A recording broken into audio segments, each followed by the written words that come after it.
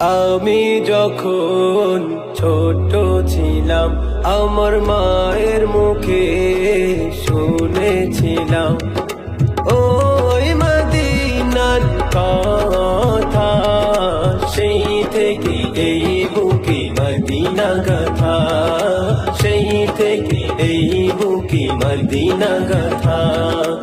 আমি যখন ছোট ছিলাম আমার মায়ের মুখে শুনেছিলাম ওই মদিনার কথা, সেই থেকে এই বুকে মদিনা গাথা, সেই থেকে এই বুকে মদিনা গাথা।